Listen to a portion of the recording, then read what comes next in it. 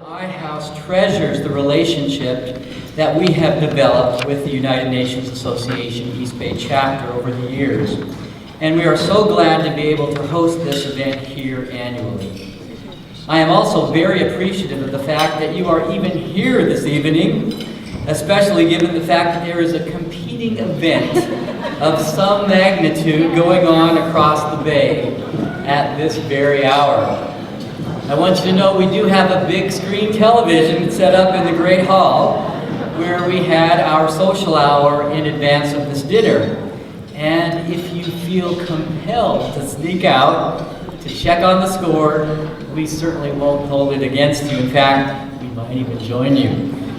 iHouse opened on this spot here in Berkeley in 1930, 84 years ago, with the stated intention of building a global residential and learning community and advancing a world of greater respect, tolerance, and understanding. For these reasons, we know that our goals and the mission of the United Nations Association of the East Bay are in close alignment. Since our opening, more than 83,000 individuals have lived and dined in this building. And for many of our alumni and current residents, it is indeed their home away from home. Many former residents love to return here and reminisce about their special times in this building and also about the friendships that they have developed here. Tonight, I would like to recognize any former residents, alumni of iHouse who are with us. So if you're a former resident, stand up for a moment and be recognized. If you're a former resident of iHouse, stand up. I know you sound like you're good tonight. Glad to have you back. And of course, we have a number of residents here tonight. So if you're a current iHouse resident, stand up and give iHouse a cheer. Here's our iHouse resident. Thank you all for being here tonight. And many of you do know that iHouse is an independent, nonprofit, 501c3 organization that receives no capital support for its needs from the University of California. And for this reason, we need a very strong board of directors. And I'm so pleased to recognize our Vice Chair, Joyce Hicks, and her spouse, Eric Behrens, who are also with us tonight. Joyce Hicks and Eric, please stand.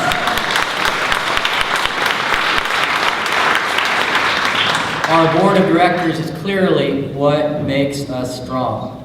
I want you to know that our big project for this current year is the complete renovation of our dining commons. And that's the big dining hall that is up and behind our outdoor terrace here. And if any of you would like to contribute to this project, please come and talk to me personally or see our website, because it's going to be a major endeavor here at iHouse, starting in January 2015 and going through June of that same year. And during that time, we are moving our dining operation lock, stock, and barrel to California Memorial Stadium, where our residents will be dining for the spring semester. So it's now my privilege to invite the chair of the East Bay chapter of the United Nations Association, Herb Behrstock, here to the stage. Herb, welcome.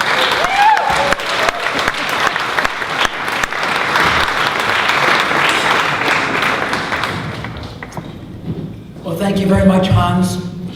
And I want to welcome you all here tonight.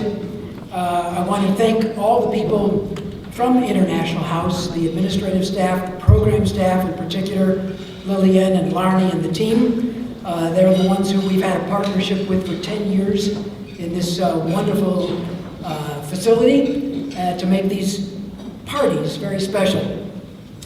I also wanted to invite up the people who provided the music for you during the reception, if they could come up.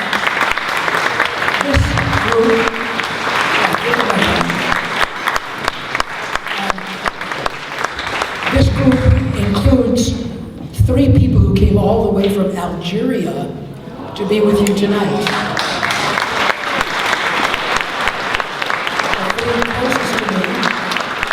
This is the Al Jazeera Ensemble, which is open to men and women. They provide education as well as having an ensemble of musicians. And we wanted to thank them, and I understand they wanted to thank the United Nations Association and all of you for the opportunity to be with you tonight.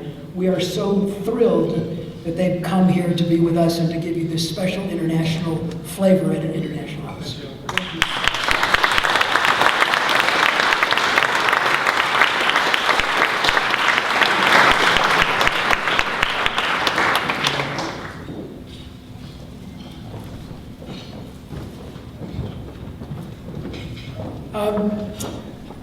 And I mentioned that there are special people. Hans has mentioned some special people. I also wanted to take note tonight that Alineu Fabros is here, a student who is a winner of a project for peace.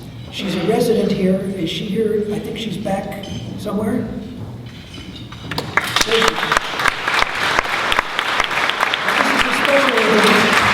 a special competition to honor students, and she's been involved in an important peace project. So that's another one of many of you who are peace advocates, peace promoters. Some of you are peacekeepers, and all of you believe and aspire to peace, and that's what brings us here together tonight. Now, this is, of course, a historic day in San Francisco.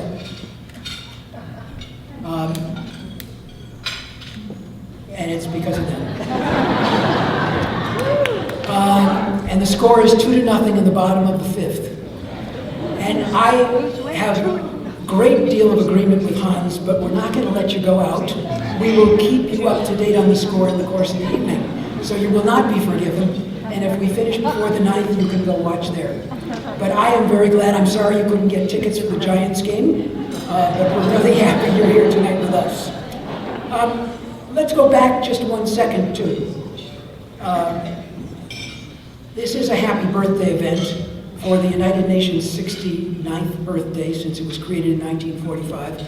And it is the birthday also of our United Nations East Bay chapter. It is our 60th anniversary. This chapter was formed only 9 years after the United Nations itself was formed.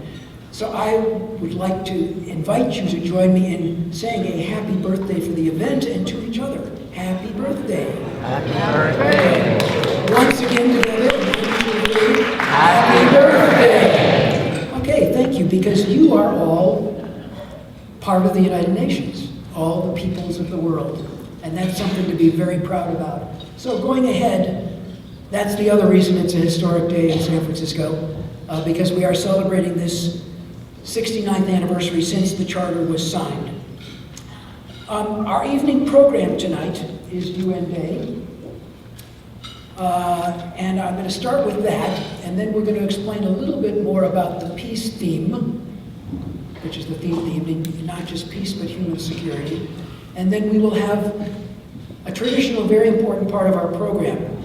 We will be honoring 3 organizations, which you can see in your program, that have done exemplary work toward the theme of the evening, peace and human security. And I hope you will be as thrilled and inspired as I am, and as the people who got involved in selecting them. We're really thrilled they're here. So we'll have this kind of 3-part program tonight. And our goal is, of course, to celebrate with people of the world, to raise awareness about the indispensable role of the United Nations, to inspire people to take action and to support the United Nations, because we have a lot of people in Washington, unfortunately, who don't understand that international cooperation is essential if we're going to solve the problems in the world. And the final thing is we're going to have more fun than we're having even now. I hope you'll have fun and great memories when you leave tonight. So, the United Nations was born out of necessity. It responded to the needs of people and leaders of the world in the midst of the Second World War. And how did it begin? It began with this guy who in 1943 had an idea, and he apparently, did some of you see the Ken Burns video about the Roosevelts? Remember the story? What happened? He ran in to see Churchill. Apparently Churchill was not clothed at the time. They were both together, and he ran into his bathroom and said, I have an idea. We have to continue with a United Nations. So we decided to keep them dressed for you tonight. But it came during the war saying we nations of the world cannot allow this kind of thing ever to happen again. And it's out of that series of needs to stop atrocities and violations of human rights, inequities and injustices that the United Nations was formed.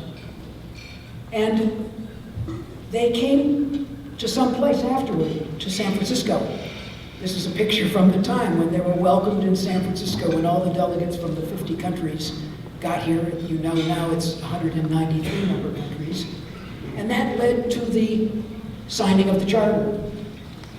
This is the historic photo which we've shown, I think, here for 9 years in a row. You can see it also at the War Memorial Building in San Francisco where the signing took place. And it was important that this club, this international organization, included all the countries of the world. So they had their structures, but also they have eventually incorporated all the peoples of the world, including those who were in 1945 colonies, trusteeships.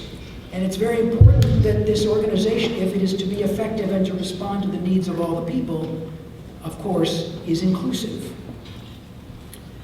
You saw, I hope some of you glanced during the dinner at the series of slides about what the United Nations does, and I won't repeat that, but you saw it had to do with solving international health problems, taking care of refugees, humanitarian crises, development, peacekeepers around the world. And we're not going to dwell on that tonight because there's so much else to do. So let's go a little bit to the next part of the program, which is what happened to get civil society behind the concept that the United Nations is needed. It was not just Roosevelt and Churchill and a few leaders. They realized that they would need support from civil society. So it was the faith groups during the war, the Rotary Club, the Lions Club, service organizations, many other NGOs, groups that were so frustrated that they were being established to keep the peace. And they all were inspired on their own, but also through the leadership of this famous lady, Eleanor Roosevelt, who not only advocated during the war, but after the war, after she was instrumental in putting together the Universal Declaration on Human Rights, which was adopted by the UN member countries in 1948, she apparently said, we now need to continue to mobilize American people and people in residence in this country to support the United Nations. And she traveled all over the country by train and car and bus. I've met several people in the last few weeks who were in towns where she stopped. And there was a huge response, and that response is so important that she started and she galvanized, and that's the kind of thing that's being done tonight all over the world. And this weekend, UN Day was actually Friday night. And there are hundreds and thousands of events all over the world with civil society and with governments in this partnership that requires the synergy between the people and their government representatives.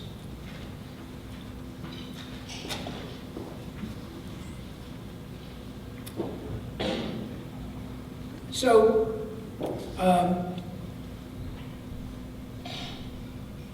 the United Nations Association was an outgrowth of that civil society movement.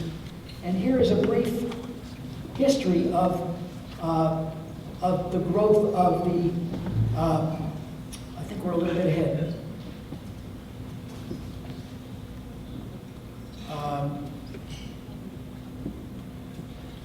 I think we're ahead. There was a growth of the United Nations, and then the United Nations Association came along, and we started this organization as a civil society movement, and then there were NGOs all over the world that got together, and in our country, there are United Nations associations in other countries, and you can see the history. Then in 1964, the UN USA was founded as an outgrowth of other groups. So we trace our history through different stages as the organization itself was strengthened.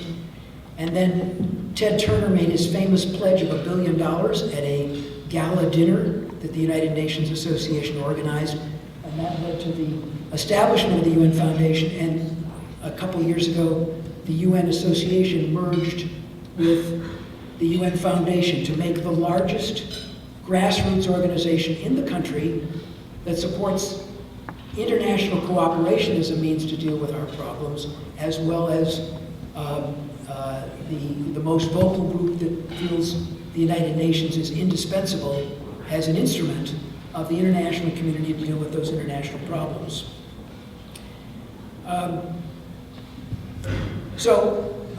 Vanessa, go ahead.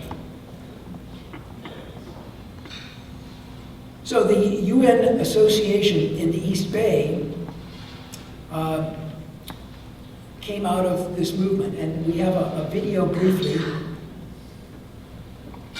of the director of the UN Association who's addressing where is our home around the United States, where is the United Nations Association able to respond. This is Chris Whatley. Hi, I'm Chris Whatley, Executive Director of the United Nations Association of the United States. And as we celebrate UN Day this year, we're reminded in tragic and dramatic fashion of the essential importance of the United Nations, from the response to Ebola, to addressing climate change, to promoting the rights of LGBT individuals around the world through the Free and Equal campaign. The UN has never been as important to our values or our interests as Americans as it is today. And there's never been a better time to stand with the United Nations. On college campuses and in communities across the country, our members are rolling up their sleeves and helping shape what the world will look like in 2030, setting targets for addressing extreme poverty and building a life of dignity for all. At the same time, they're working hand in hand to save lives now for the price of a latte through programs like Nothing But Nets. For our members who are with us every day working with the UN to help the UN help the world, I want to thank you for being with us. And if you haven't joined yet, but you find something in the work of the UN, something in its role in saving lives in Liberia or changing minds around the world by stating the simple truth that LGBT rights are human rights, if you find something in that that connects to something in you, we've got a home for you. Please join us. Join us as we stand beside the UN in building a better world. Thank you.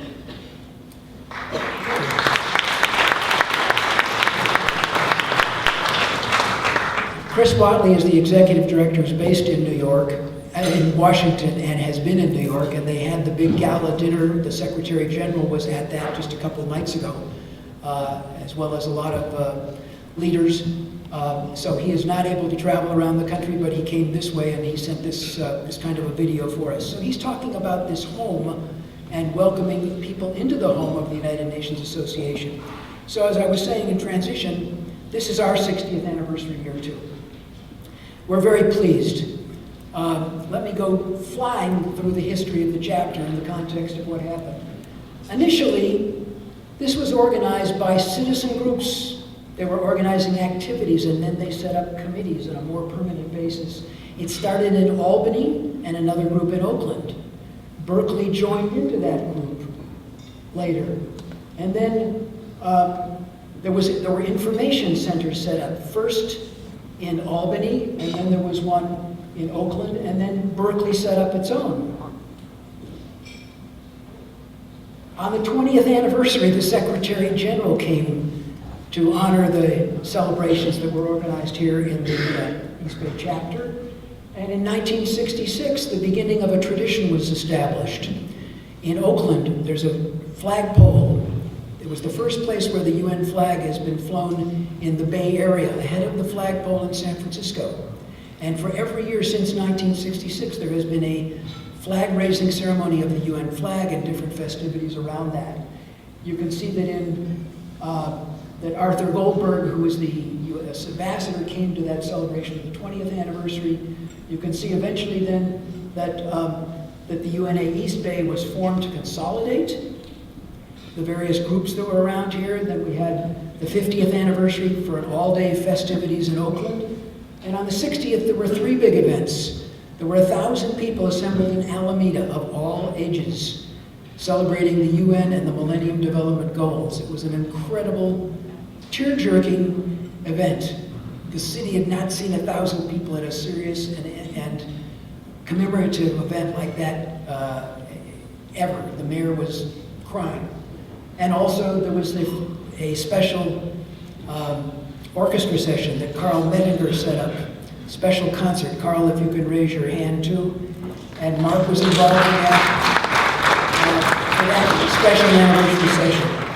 So in more recent years, the chapter has continued to flourish. We are now one of the largest and most active of 120 chapters in the United States. Interestingly, in 2012, when the United Nations Association launched its new awards for advocacy activity with elected officials, our chapter got one of the first awards. And this last year, when they introduced awards for campaigning to raise money to stop malaria, our chapter got one of the first awards as well. So we have a proud history. We thank you for being at the birthday celebration tonight to look at that. Let me move on. So what have we been doing? Well, there are all kinds of activities, and we won't describe them all, but it includes the Model United Nations, various small gatherings, we have regular dinner forums. We'll move on. And we have a center that is now celebrating also, you saw, it's celebrating its 60th anniversary as well. We are on Telegraph Avenue. Carol Mosier, where are you? She's over there. And Mary Lee Pleasure, where are you? Please raise your hand, or have people raise hands. Where are you? These are 2 ladies who have devoted decades to running this center on a voluntary basis, including selling cards for UNICEF, trick or treat, and you'll see there's a table outside, some of you saw it. You can buy peace cards. They have brought about a dozen kinds of peace cards for the holidays. This supports UNICEF. For every package of cards you buy, we donate money back to UNICEF. So the center has been a very important part of our history. Moving ahead, I talked about advocacy. Our group has been involved in advocacy. Rita Marin, who is here, where is she? Rita, raise your hand. She has been leading us in advocacy and is head of the advocacy program for Northern California. And we regularly meet with our leaders from the area. Barbara Lee wanted to be here. She was here last year at our event, and she spoke. She gave a wonderful testimonial to the United Nations Association and the UN. You see in your program tonight that she's written a very powerful letter in support of the UN. Take a look at it when you get home. In addition to Barbara Lee, who was a special representative appointed by Obama, Eric Swalwell celebrated with us at our Intergenerational Model UN. He wanted to be here. As you can imagine, those 2 people are campaigning this week and could not make it, but Eric has sent a message to us also. To you.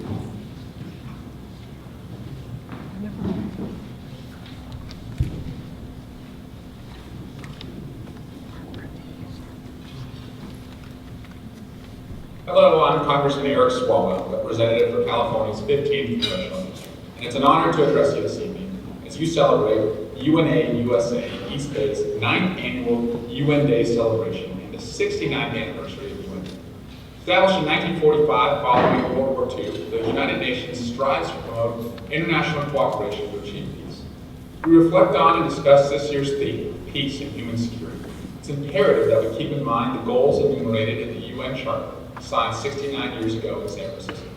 The Charter states the organization's determination to save succeeding generations from the scourge of war, to reaffirm faith in fundamental human rights, and the dignity and worth of the human person, and the equal rights of men and women, and of nations large and small, and to establish conditions under which international law can be maintained, and to promote social progress and better standards of life and larger freedom. These objectives still ring true today as the international community faces challenges around the globe, from fighting poverty to addressing climate change to combating diseases and taking the steps necessary to maintain the peace and dignity that every global citizen is entitled to. To our high school students in attendance tonight, those who will inherit the duty of upholding the evergreen principles of the United Nations, thank you. Thank you for your passion and hard work. I wish all of you the best of luck in this year's essay competition. In closing, I'd like to commend the work that UNA USA and East Bay does to educate, inspire, and mobilize Americans to support the principles and vital work of the United Nations. Thank you for ensuring that our succeeding generations here in the East Bay are equipped with the knowledge, passion, and dedication to justice required to carry on the work that has been done before them. Thank you again, and congratulations on another great year. Great. We are truly honored to have champions of the United Nations. Eric told us last year that one of the turning points in his life is when he got involved in the UN, the Model UN as a student, and he got interested in international affairs, and he's taken a very strong interest in international affairs and back in the UN. So both he and Barbara have been incredible champions, and they know that we are at their back to support the kind of work that they both do, supporting peace and human security. I think before Barbara finished her sentence, or before Rita finished the introduction last year of Barbara Lee, mentioning that she was the only person, and by the time Rita said that, everybody was applauding, the only person to stand up against the so-called War Powers Act to oppose the Bush administration. We've got great champions here. We also have a champion in the person of Tom Bates and his predecessors in the city of Berkeley. Tom also wanted to be here tonight, but has a conflict, as does his wife, Lonnie Hancock, who was the former mayor. Tom sent us a proclamation, which is not in your program, and I will read just a couple of sentences. The city of Berkeley has been a proud collaborator with the East Bay chapter of the United Nations Association since its creation, has for decades consistently received the support of the mayor, city council, and residents of the city, and has hosted the chapter center in Berkeley for 5 decades. Be it resolved that I, Tom Bates, honor the United Nations Association on the occasion of the birthday. And he has a number of whereas clauses in his proclamation saying the city of Berkeley stands with the principles and the values of peace and human security and the goals and aspirations. So again, we're in a lucky town, we're in a lucky area, we've got lucky representatives, and we are trying to encourage them to continue their support.